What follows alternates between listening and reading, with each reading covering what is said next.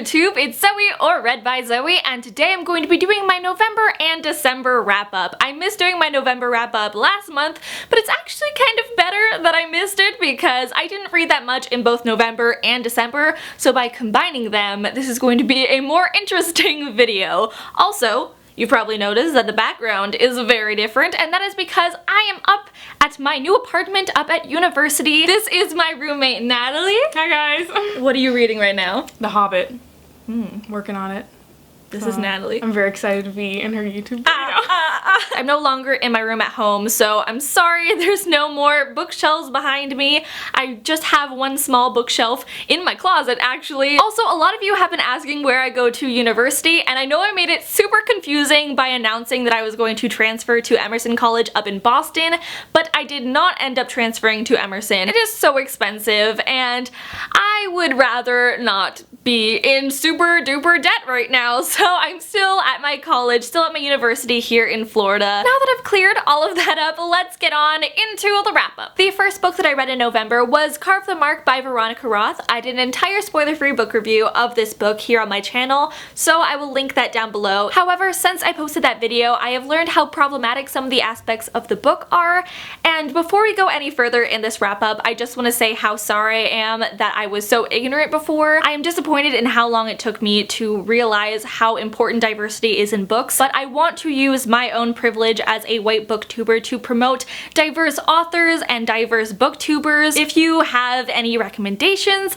please let me know down below. I will also link down below the Twitter thread that brought the problems of Carve the Mark to my attention, as well as any other sources that have prompted me to make this very vital change. To continue on, the next book that I read in November was Obsidian by Jennifer L. Armentrout. I gave this 4 out of 5 stars. I have actually already read it before. I read it last year. Well, it's 2017. I think I read it in 2015 as well, and I read it with the intention of continuing on with the rest of the series, but that didn't happen. I do own the next book. I think it's called Onyx, and I think I may try to read it in January. The first book was such a quick read, and it's so fun because it reminds me so much of Twilight, but with aliens.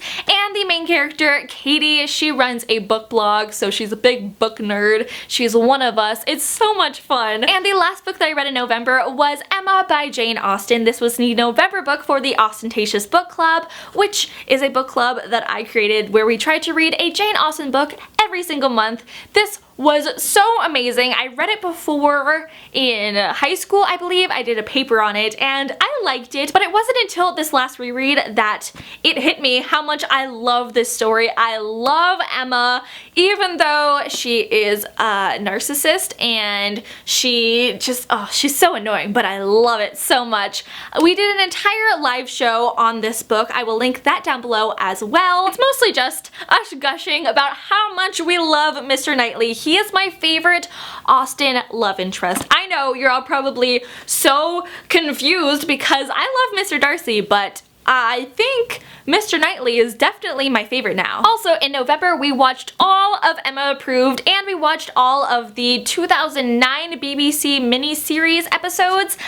Both of them are amazing and made me love Mr. Knightley even more. I don't know how that's possible, but Mr. Knightley. Then the first book that I read in December was What Really Happened in Peru by Cassandra Clare. This is the first novella in the Bane Chronicles, which chronicles Magnus Bane's adventures, and I've heard really good things about the Bane Chronicles, but I did not like this first novella. I gave it 2 out of 5 stars. It was pretty repetitive, and we never actually figured out what happened in Peru. I was just very confused and pretty bored, but let me know if you like the next novella because that might inspire me to finish them. The next book I read was Before I Fall by Lauren Oliver. This is actually going to be made into a movie. I think it comes out in a couple of months, maybe 1 month, I'm not sure, but it stars Zoe Deutsch, who was in the Vampire Academy movie. I really loved her in that movie, so I'm excited to see how she plays this role. I did end up giving it 3.5 out of 5 stars. I really enjoyed the beginning. I was so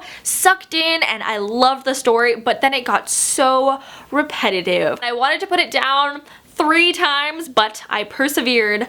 I got the audiobook. If you don't know what this book is about, it follows Samantha Kingston, who is a high school senior. She's super popular, and she's also not the nicest of people. She's let the popularity go to her head. One day after a party, her and her best friends get into a car accident, and she dies. But then, the next day, she wakes up, and it's the same day. So she's reliving the same day over and over again, trying to fix her mistakes, and trying to positively impact as many people as she can.